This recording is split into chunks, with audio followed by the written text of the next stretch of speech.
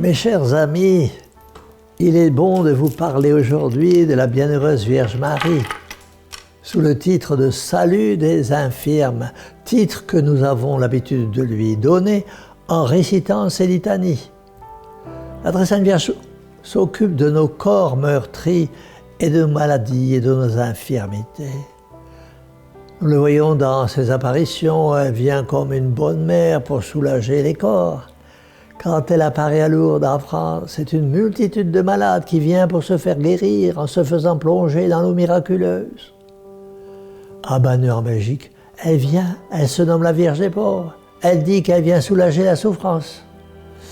Au Fréchou en France, cette bonne mère nous annonce aujourd'hui: je me présente à vous comme la mère de ceux qui souffrent dans leur cœur ou dans leur corps.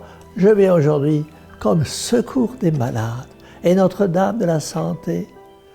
Je désire que les malades aient davantage confiance en mon intercession toute puissante sur le cœur de Jésus, qu'ils demandent avec foi, sans se décourager. La persévérance plaît à Dieu.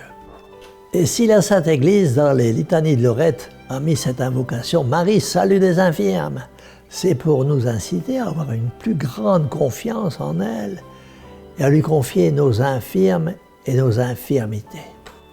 Quand nous regardons autour de nous combien de personnes infirmes, combien de problèmes de santé, combien de malades, et nous en sommes bien attristés, nous voudrions les voir tous guéris. C'est pourquoi nous devons prier et insister à temps et à contre-temps auprès de Marie, salut des infirmes, qui a tout pouvoir sur le cœur de Jésus. Son intercession est puissante. Son divin Fils ne lui refuse jamais rien. Jésus-Christ ayant jugé bon de venir sur la terre en passant par sa Sainte Mère, la Vierge, indiquait par là que l'humanité devait aussi faire passer ses supplications par cette femme bénie entre toutes pour arriver à lui. Nous devons nous aussi passer par Marie pour obtenir du cœur de Jésus les grâces de santé dont nous avons besoin pour nous et pour ceux qui nous entourent. Ayons confiance en cette bonne mère. C'est une histoire de confiance, une histoire d'amour. Dans ses apparitions à Banneux en 1933, en Belgique, ne dit-elle pas « Ayez confiance en moi, j'aurai confiance en vous ». Priez beaucoup.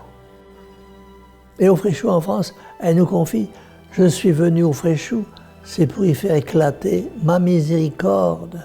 J'attends de vous la confiance et l'amour. » Si nous voulons être exaucés, ayons confiance en elle et prions beaucoup. Mes amis, il y a aussi les infirmes de l'âme, et cela est plus grave encore.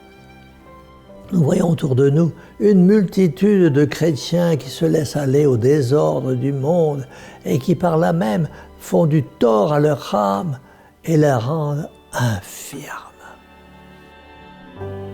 Parfois cela va jusqu'à la mort de l'âme avec le péché mortel.